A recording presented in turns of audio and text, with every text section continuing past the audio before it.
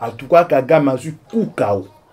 Donc, Koukao, donc, général, Evariste Ndayishimiye, donc, Cyril Ramaphosa, la président Afrique du Sud, Ndayishimiye, Oya Burundi, et Félix Tshisekedi a porté sur la coordination des opérations avec toutes les forces armées engagées aux côtés des FARDC pour combattre les RDF M23. Donc, il y a 3 pays basangani. RDC, Burundi, Afrique du Sud. Bango tout bande opération ngonga moko pona ko contraindre de M23. Alors yomoro isra bolanda bandeko.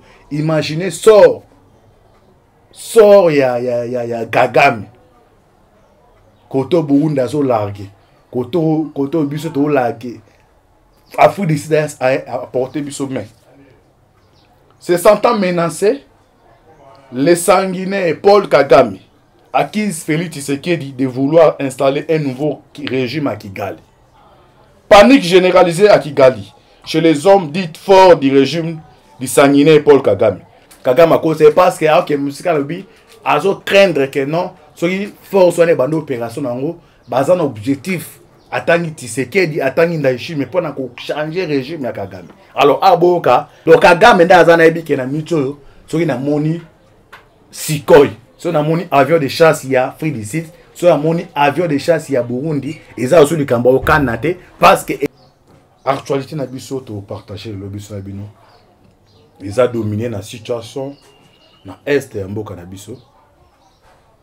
Tension, situation, tension, entre la République démocratique du Congo et le Rwanda.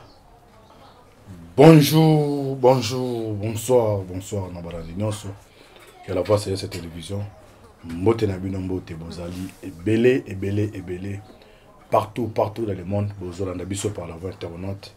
Au niveau États-Unis, Namoni Pasteur César Mwanga. Zamba Pambole Sukozali. Na Suède, Maman Fatou. Na Pambole Nalibota Mubimba. Bozana Asie, Océanie, en Afrique. Sans oublier en République démocratique du Congo. C'est toujours votre serviteur. Moïse Mwakanchiba, Limiso Bolingaka. Tolobate pour tout messana ko pesa bino ba actualité politique en temps réel boyeba toza wapi tozo kende wapi pe tokosuka wapi. Merci ndeko asi ma caméra John Maboke Bende ndeko avi belle c'est naturel c'est mboko la effectivement de masara de ba toujours lola iza ko futa sima tokoloba zambe ya botokozo lisusu wapi ça va battre là papa Jean-Robert Njibonjoli, Zarabat Eskazali, Aneza Nenabiso, Zarabat la Papa Gaston Kasongo, et Toyebi Sarabino toujours qui a biso Zabangolo na kati ya mai. À chaque fois, actualité, et tombari pas na biso, to hésiter à rater quoi pour na partager en gros biso na bino. Oui, ba situation mboka toza wapi, tozo kende wapi, pe tokosuka wapi. Bon, continuer à prier pour la bande quoi Est, bon prier pour la RDC. Actualité na biso to partager le biso na bino. Ils ont dominé la situation na Est et en Cannabis. Tension, situation, tension entre la République démocratique du Congo et le Rwanda. Sommet à Addis Abeba, suite et fait. Dans sommet en gros, résultat n'est sur le plan diplomatique.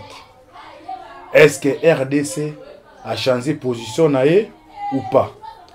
Est-ce que RDC a toujours, a campé toujours dans la position de trouver bango awa? Résultat ya sommet à Addis Abeba.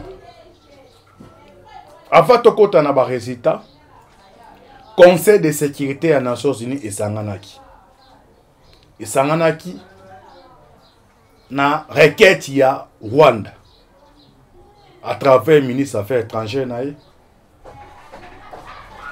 Ou à Sanganaki na Conseil de sécurité des Nations Unies a validé tes forces régionales ou à SADC pour accompagner la FARDC pour neutraliser les rebelles à 1-23.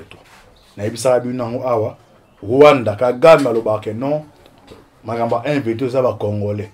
Mais au lieu que comme ça biso boni ba Congolais oyo ba tomboki ba simi minduki soit disant sinenga lobaka.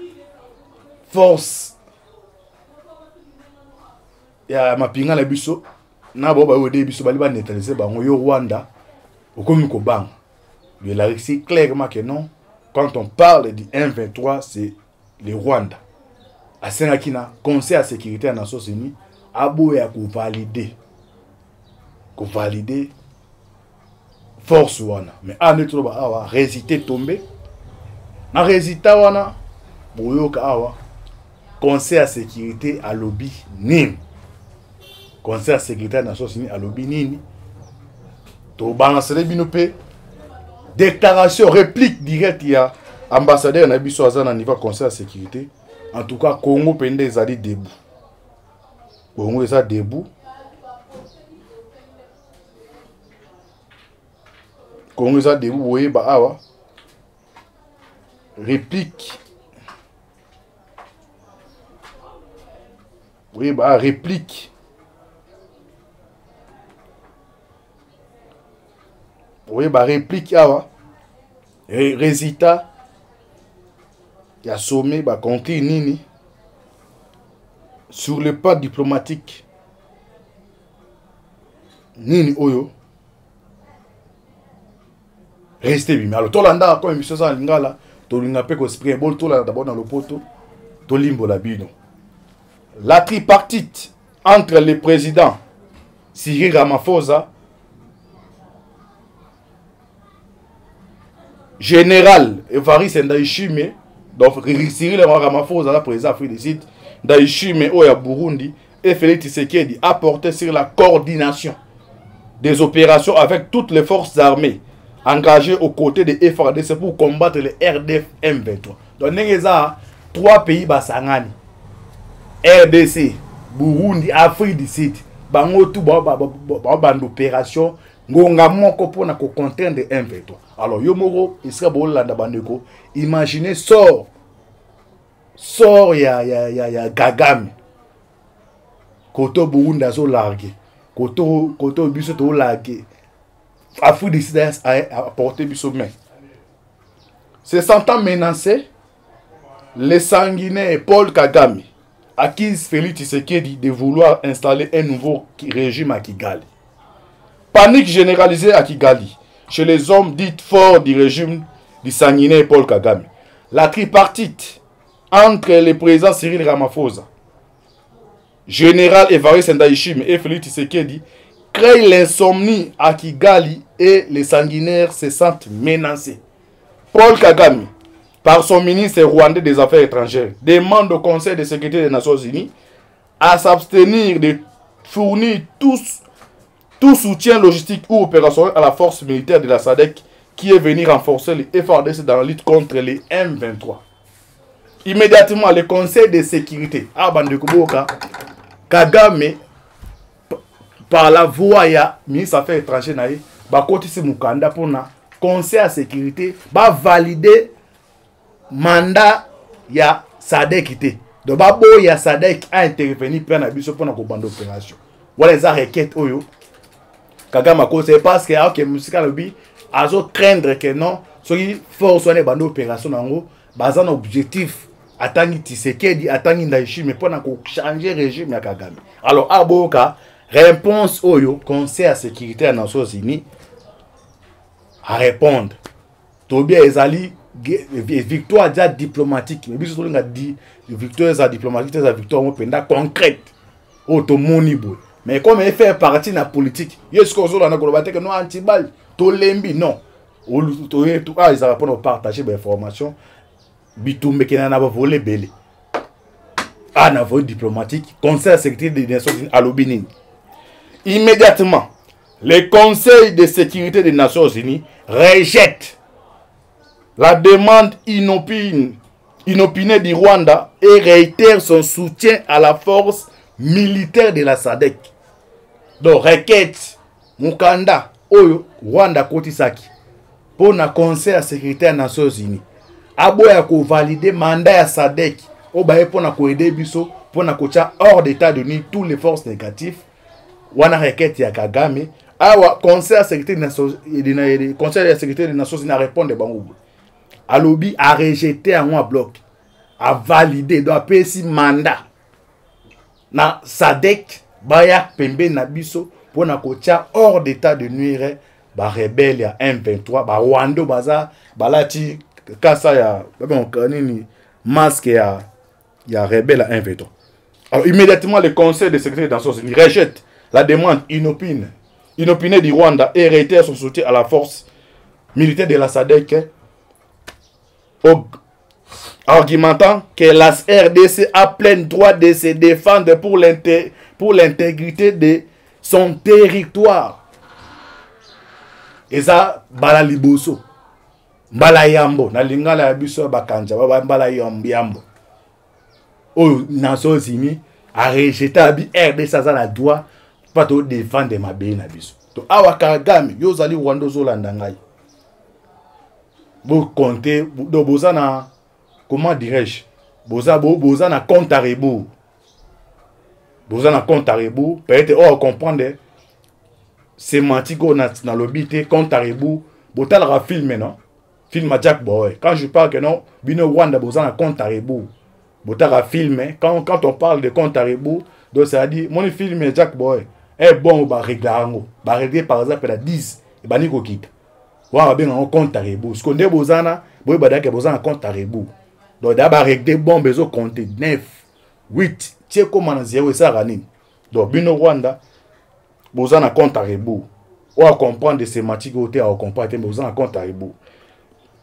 D'ailleurs, le Conseil de sécurité de l'ONU demande au gouvernement du Rwanda de retirer tous ses troupes de la République démocratique du Congo et d'arrêter tout soutien aux terroristes du M23, RDF. Entre-temps, la tripartite entre le président Cyril Ramaphosa, Afrique du Sud, général Évariste Ndayishimiye, Burundi, et Félix Tshisekedi, RDC, s'engage de travailler ensemble, de pouvoir ramener non seulement la paix en RDC, mais surtout de pouvoir faire coincer le Rwanda, le pays déstabilisateur de la sous-région, de ses velléités expansionnistes, de l'exploitation illégale des ressources minières de la RDC et de sa volonté manifeste à pouvoir renverser le régime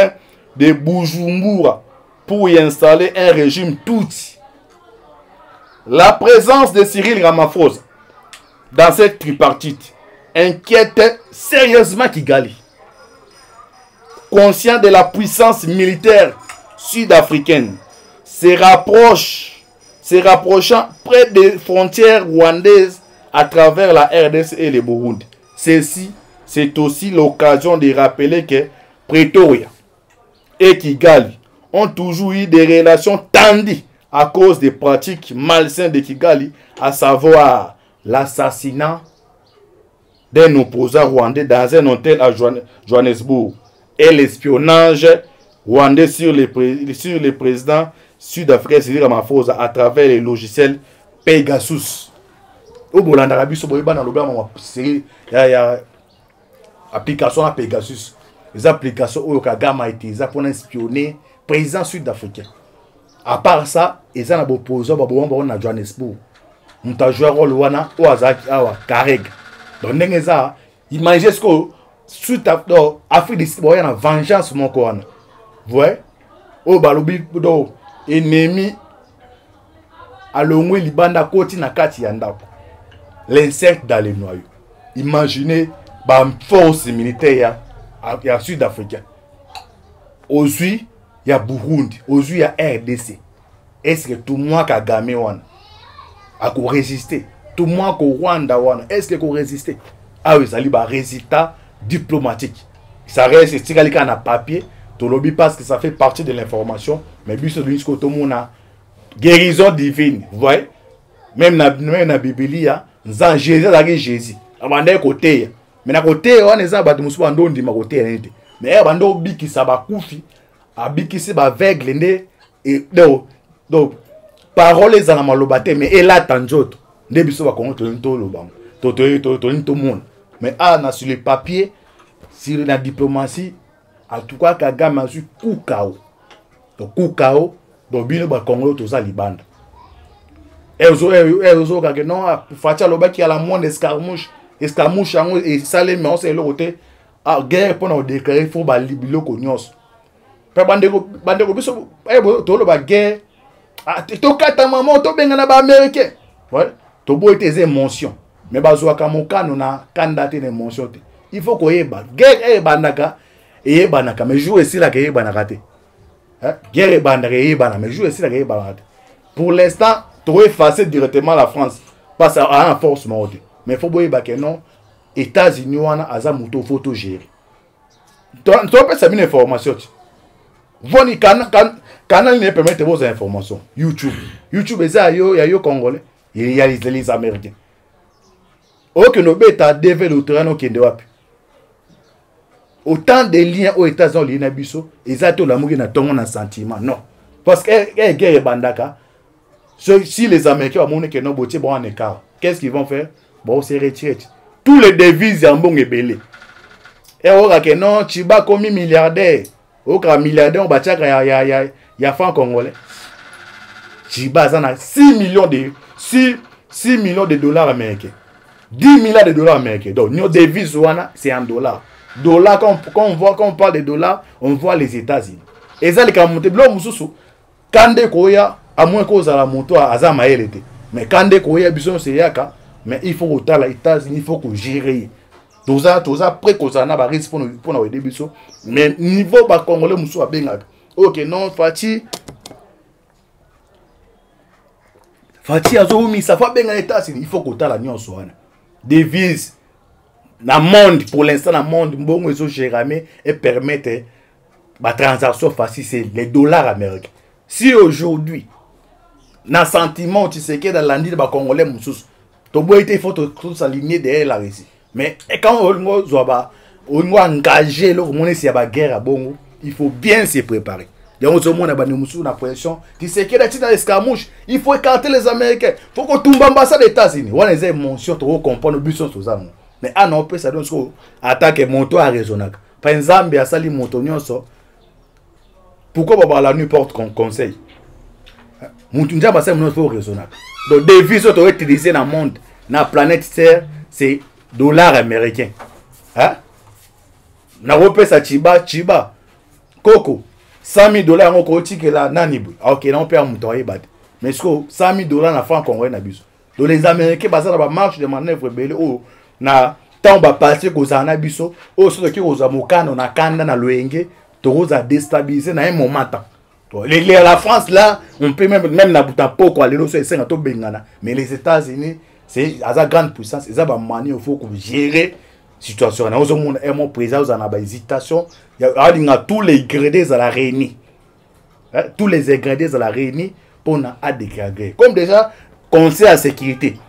Eux, ils sont censés que tous les nations du monde va payer autorisation, va valider mandat à SADC, ou va payer d'initiation pour aider Bisso. Dans ces cas-là, quand on va déclarer la guerre, tous les forces sont condamné Moutazade. Alors, la politique, soit diplomatique, c'est un kabongo. Pour nous tambo ana arme, il faut zana mukanda. O l'État pesak. Jamais ba nous tambo ana arme, il faut zana mukanda. Si on vous arrête là, ce bakangi aux infers. Ce qu'on a mis na côté à papier, sur le plan diplomatique, tous les ingrédients allaient réunis. Donc à gamme d'azana ebi qui na mito, ce qui na moni Sikoi, ce na moni avion de chasse il y a Afrique du Sud, ce na moni avion de chasse il y a Burundi, et ça aussi du Kamba au Canada parce que ezaki validé na Conseil de sécurité des Nations Unies. On a une victoire diplomatique ou toujours l'ingasoué lata nous on a première information. Tu as des informations boyoka. On a une déclaration historique. Il y a ambassadeur ya RDC devant ambassadeur na Rwanda. D'abimisi et moi na muké. Abimisi et moi na muké. Nato tchato landa bandeko. Pour nato continuer. Toujours les na Conseil de sécurité des Nations Unies. Ambassadeur Nabiso aussi parole. Tolanda. Je ne serai pas long, juste trois petits points. D'abord, dans sa déclaration, le représentant du Rwanda vous démontre qu'ils ont peur du génocide, ce qui est normal. Nous tous, nous avons peur du génocide. Mais ce génocide s'est perpétré au Rwanda entre les Rwandais. Je vous rappelle qu'en Rwanda, il n'y a que 2 tribus, si ce n'est pas 3. Nous, au Congo, nous en avons 450. Et nous vivons ensemble. Le Rwanda ne peut pas prétendre venir au Congo régler des problèmes ethniques qui se posent chez eux au Rwanda. Les Tutsis s'opposent aux Hutus au Rwanda, alors que les Tutsis sont minoritaires, parce que le pouvoir au Rwanda est tenu par des Tutsis. Ils veulent dominer sur les Hutus. Vous ne ferez jamais cela au Congo. Les Tutsis congolais sont congolais, ils ne sont pas rwandais.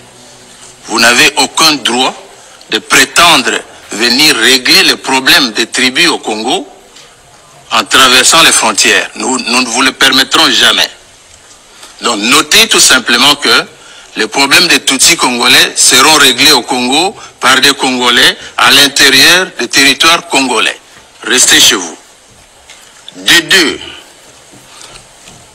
le représentant du Rwanda a peur de la rhétorique. Il parle de la rhétorique, il parle des discours, de menaces qui ont été proférées contre le Rwanda, qui prennent au sérieux. Mais eux, ils ont envahi le territoire d'un pays. Ils sont sur le territoire de ce pays avec armement, avec troupes, avec des lance-missiles, des lance-roquettes. Et ils ont peur de la rhétorique. Nous prenons bonne note de cela. Enlevez vos troupes de la RDC et vous n'aurez pas peur de la rhétorique. Alors, je pense que, en ce qui concerne le blocage du processus de Luanda, tout le monde se conseille notamment et témoin que le Rwanda, qui dans sa folie de grandeur, a continué à armer les M23 pour bloquer le processus de Luanda, dans lequel nous étions tous engagés. Ce processus a des étapes. D'abord, la cessation des hostilités, le cantonnement de M23, le retrait des troupes rwandaises du territoire congolais, et ainsi de suite. Mais ils n'ont obéi à rien. La vérité, tout le monde le sait, c'est un secret de polichinelle. Les Rwandais sont au Congo pour piller les richesses, les minéraux stratégiques qui gisent dans le sous-sol de la République démocratique du Congo. Rien de plus, nous le savons. Tous les alibis qui sont en train d'avancer, les Tutsis, vous avez un Tutsi, vous avez vu un Tutsi maltraité au Congo où? Nous avons 450 tribus. Pourquoi on ne va maltraiter qu'un Tutsi? Parce que le Tutsi est le plus important du monde. Mais pas du tout. Vous avez 2 tribus chez vous, vous ne savez pas les gérer, restez tranquille. Ne venez pas, ne croyez pas que vous allez transposer votre conflit Hutu-Tutsi au Congo. Au Congo, nous avons plus de 450 tribus. Nous avons des Nilotiques, nous avons des Bantous, nous avons des Pygmées, nous avons des Soudanais. Nous vivons tous ensemble en harmonie. Pourquoi il y aurait problème seulement avec les Tutsis? Donc, votre alibi pour venir exploiter les richesses de la RDC ne tient pas à la roue. C'est depuis 1996 que vous développez cet argumentaire. Ça ne tient pas la roue. Le Conseil est fatigué de vous entendre et de dire la même chose. Quittez le territoire congolais. Vous êtes assez enrichi comme ça suffit quand même. Chaque chose a une fin. Merci, Madame la Présidente. Ok. Et monsieur Zalinga Tolim pour la bino ambassadeur RDC. Dabi misi ona do bon sambatin. Baptiste bon. Qui me kota yozo lukanine. Okinda ebisi. Hayi ba biso na RDC tozana 450 tribus. Ba Congo, Bangala, ba Luba, ba Swahili 450. Mais problème est à la raté. C'est moi, espère moi, ya tribalisme, mais moi, on a pont et l'onga gambaramoko. Doit télémoiner et l'onga. Muluba, Mungala, Bazaba Tomoko. Mais ce que bon, ni bino bozaka na tribu mi balé à Pamba. Mi balé. Ba tout ina ba out. Bo comme ça on des problèmes, oh non, sorry to intervenir na RDC, ils en a parce que RDC. Ambassade que mon sika abi déjà to yebi même ba même président conseil d'aba baya bino wana tout le monde ko Rwanda ngwana wa ambassadeur fandi skotal et là on so ezarane bani pe na suka abi botika biloko wana biso to na 450 tribi makambo wana ki pasa pa na bino le kana pa na biso boni kaka on suppose même so ba tout chango bi ba utongo baza koto ndeto ko déstabiliser bino pona bito zwanini to kelo na raisonnement za terre à terre Rwanda eza na nini o biso to wa envier kuna parce que là on se ba envier pour l'intérêt ah non Rwanda a changé régime à Kinshasa tokena bon tokena espère que non tu serais nga changer régime à Kinshasa pour na bit nini pour na to zwanini na Rwanda bazaka na nini na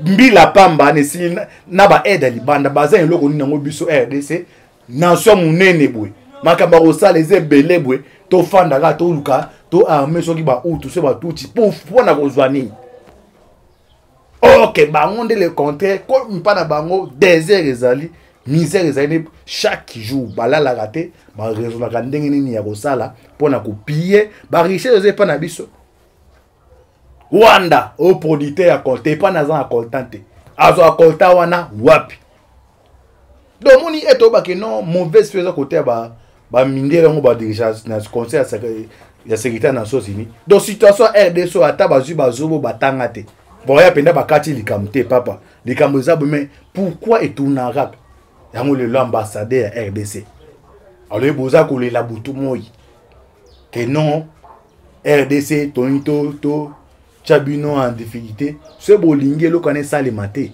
boutika pe RDC kimia. Parce que c'est trop, boutou moi kake loko moko.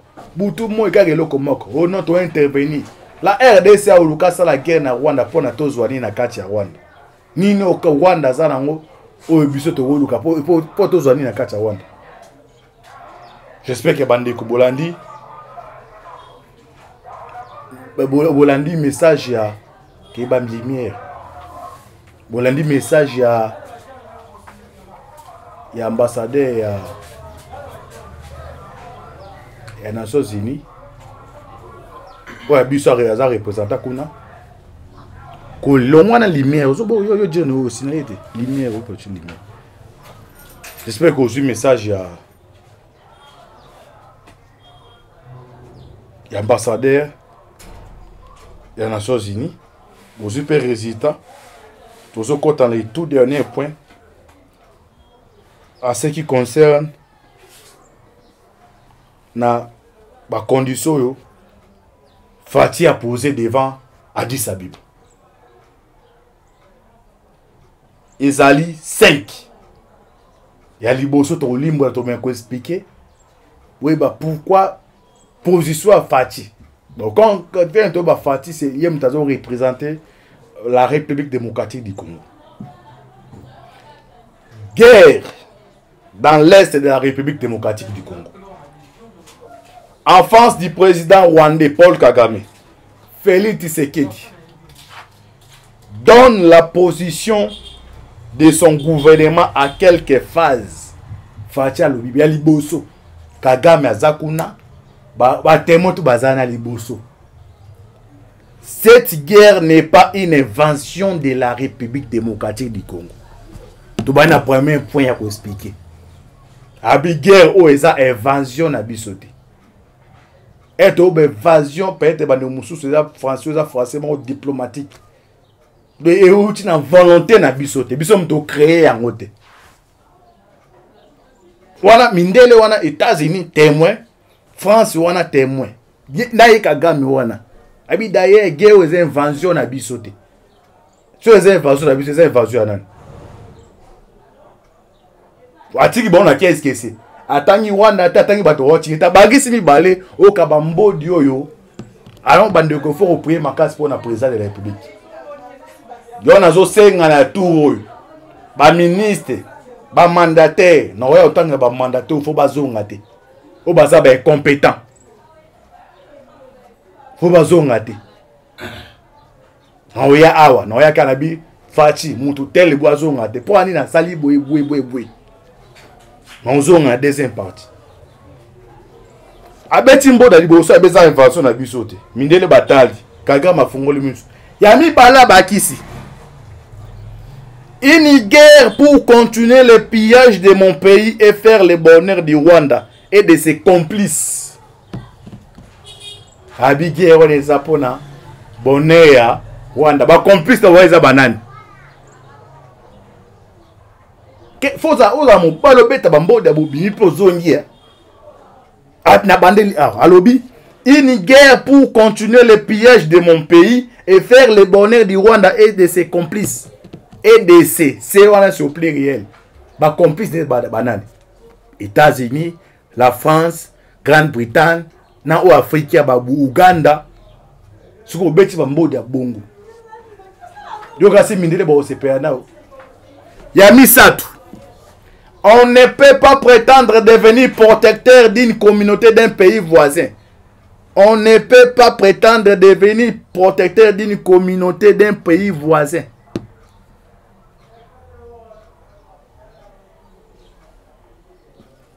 Yami Satou. On ne va jamais.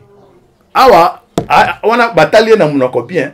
Est-ce qu'on mbodo ndepende Kagame kiche muntu na ibite so asala ki AVC. Awa bi, on ne va jamais négocier avec les M23. Yami Satou. Je veux la paix. Mais pas à n'importe quel prix. Que Dieu vous bénisse, monsieur le président. Kagame, bon, moi, je me suis dit que non. Go maison na menace à retomber. Moi, Kabila, bengi mbangu. Tokuta na kati. Okoma kuna. Ulingozo akoma te. Pesa okomboka ndobia. Nana koma général. Wilingo makoma chef d'état-major adjoint. Chelanga yi kone inanga comme ministre de la défense. Kotiselanga yi Sultan Makenga comme chargé de renseignement militaire. Mais à condition. Bon, bisika baozaka, faut pas zaka na paracho bazawana. Dieu bisanga pinda, bilo Kabila ndo sala. Pa ekei. Je crois que tout Tshisekedi a changé te. Tozo en deuxième partie. Bilo ke belo obete zali. Deuxième partie pas tout au compter. Bon s'abonner massivement. C'était toujours votre humble serviteur Moïse Maoka. Affaire à suivre. Ciao. Ni na kati ya Rwanda. Nini oka Rwanda za nango oyo biso to woluka po tozwa ni na kati ya Rwanda. J'espère que bande ko Bolandi Bolandi message ya ke ba lumière. Bolandi message ya ambassadeur ya Nations Unies. Ouais, biso a représentant kuna. Kolongwa na lumière, yo dire no aussi na été lumière opportunité lumière. J'espère que vous avez message ya ambassadeur des Nations Unies. Vous avez résultat. Tous au côté dans les tout derniers points à ce qui concerne na ba condition yo Fati a posé devant Addis Abeba. Ezali 5. Il y a liboso to limbo to me expliquer. Oui bah pourquoi position à Fati. Donc quand vient to ba Fati c'est yem tazo représenter la République démocratique du Congo. Guerre dans l'est de la République démocratique du Congo. En face du président rwandais Paul Kagame, Félix Tshisekedi donne la position de son gouvernement à quelques phases. Fatia Lobibi Liboso, Kagame Azakuna, Batemoto Bazana Liboso. Cette guerre n'est pas une invention de la République démocratique du Congo. Tout le premier point à expliquer. Abi guerre ou esa invention na bisote. Et une invasion peut-être bande musu français diplomatique. Et outi na volonté na bisote. Bisom to créer en côté. Wana mindele wana États-Unis témoin, France wana témoin. Na Kagame wana. Abi d'ailleurs guerre ou esa invention na bisote.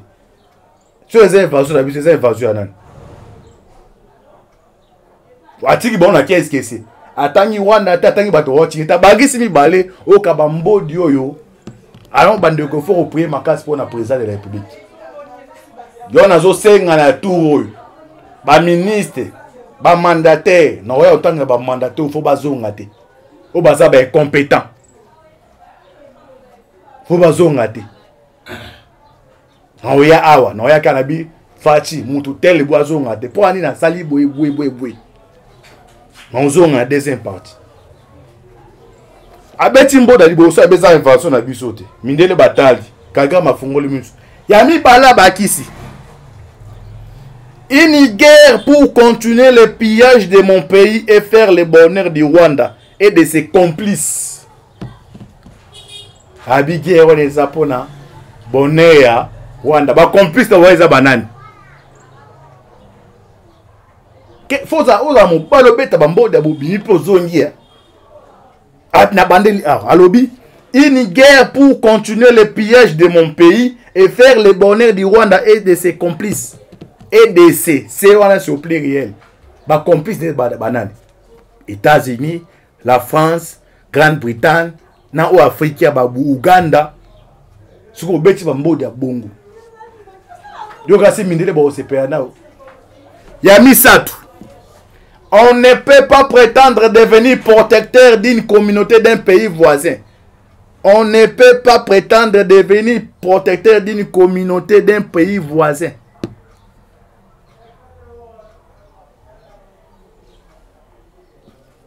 Yamisatu. On ne va jamais. Awa, on a bataillé dans mon copien. Est-ce qu'on mbodo ndepende kagama kiche muntu na ibite so asala ki AVC. Awa bi, on ne va jamais négocier avec les M23. Yamisatu. Je veux la paix. Mais pas à n'importe quel prix. Que Dieu vous bénisse, monsieur le président. Pekada, mais bon, moi, je me suis dit que non. Go maison na menace à retomber. Moi, Kabila, au Bengimbang. Tokuta na kati. Eh, okoma kuna. Ulingozo akoma te. Pesa okomboka ndo bien. Nana koma général. Wilingo makoma chef d'état-major adjoint. Chelanga yi kone inanga comme ministre de la défense.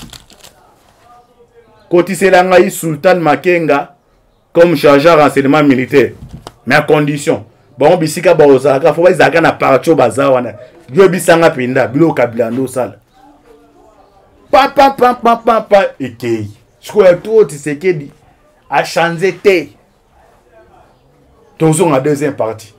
Bilo ke belo obete zali. Deuxième partie pas au compter. Bon s'abonner massivement.